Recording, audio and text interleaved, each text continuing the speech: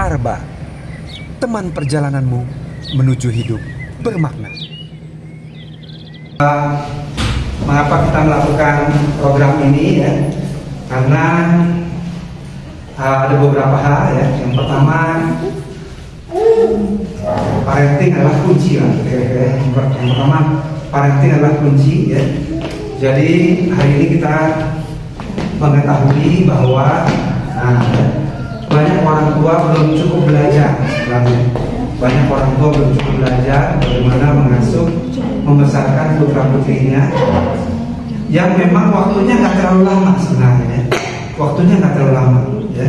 Tahu-tahu sudah ABG gitu ya. Tahu-tahu sudah pemuda-pemudi, tahu-tahu kemudian sudah nikah ya. Kalau sudah nikah tentu di bawah pengasuhan atau diimami oleh suami ya. Oleh karena itu dalam waktu yang tidak terlalu lama ini, mungkin 20 tahun ya, kurang lebih ya, itu bagaimana orang tua mengoptimalkannya ya. Dan program kita adalah mencetak fasilitator pelatihan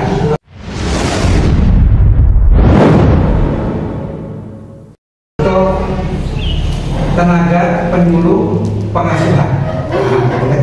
Jadi program kita adalah mencetak sebenarnya tenaga penyuluh pengasuhan agar ini menjadi spiral, agar ini menjadi spiral, semakin besar, semakin besar, semakin besar. Pengaruhnya bukan hanya pada diri kita dan keluarga kita, namun semakin besar. Itu harapannya. Dan kita pahami bahwa tidak mudah ya, untuk langsung bisa menjadi penyuluh pengasuhan. Oleh karena itu pelatihan terus dilaksanakan secara berseri untuk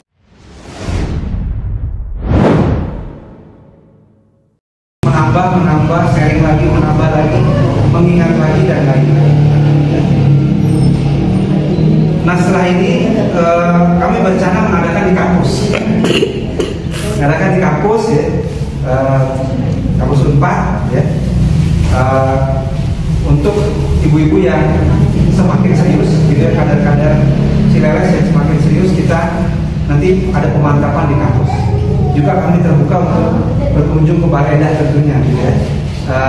Tinggal dicari waktu dan tempatnya nanti. Oke, baik ya. Jadi ini yang mau kita bangun.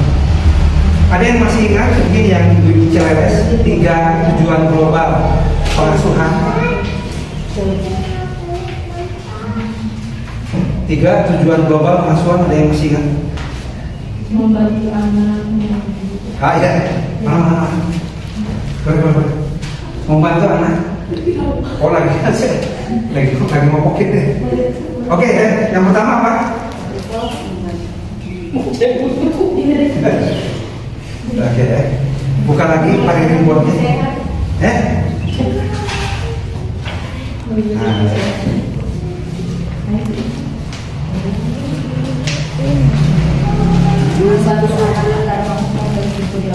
Oke, itu yang pertama ya. Membantu anak membangun good life-nya sendiri. Ya, ini yang pertama ya. Jadi, yang pertama aja udah panjang kita bahas. Jadi membantu anak agar dia mampu nanti secara mandiri membangun kehidupan yang baiknya, good life-nya. Ya. Atau hayatun thayyibah, ya, kehidupan yang baik, membangun good life-nya. Okay. Jadi materi kita tambah sedikit sambil kita ulang. Untuk apa pengasuhan? Agar mereka nanti mampu tumbuh kembang secara mandiri, mampu membangun kehidupannya, kemandiriannya dengan baik, ya, bukan dengan tidak baik, ya, dengan baik. Banyak hari ini anak bertumbuh menjadi remaja yang kurang baik, atau menjadi pemuda yang kurang baik, atau menjadi ayah muda yang kurang baik, ya. Oleh karena itu, tujuan utama dari parenting adalah membersamai anak, membangun kehidupan yang baik. Nah, ya. Jadi kehidupan yang baik kemarin ditandai dengan tumbuh kembang dengan baik 8 dimensi fitrahnya. Nah, 8 dimensi fitrahnya. Jadi ada indikator-indikatornya. Ya. Yang pertama, ada fitrah keimanan, ya. Ya. Jadi nanti di pertemuan selanjutnya akan bahas masing-masing lebih dalam. Jadi yang pertama, anak itu akan sulit sekali, ya, tanpa pendampingan, tanpa edukasi dan lain-lain, mereka mampu membangun good life-nya sendiri. Dan kita kemarin berangkat dari asumsi bahwa setiap anak lahir tidak kosong. Nah, ya, setiap anak lahir tidak kosong. Namun setiap anak lahir sudah membawa fitrah. Ya. Nah, sudah membawa fitrah, sudah membawa benih, ya. Sudah membawa benih-benih fitrahnya, ya. Suratnya di Ar-Rum ayat 30. Fitratullahul lati fataran nasa 'alaiha la tabdila li khalqillah. Tidak ada perubahan pada fitrah Allah.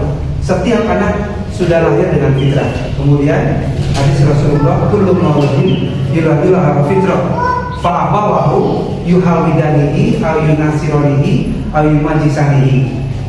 Setiap bayi lahir dalam keadaan fitrah, maka kedua orang tuanya lah yang bisa menjadikan dia Majusi, Nasrani, ya, atau Yahudi. Artinya apa? Lahirnya mah fitrah, kan gitu ya.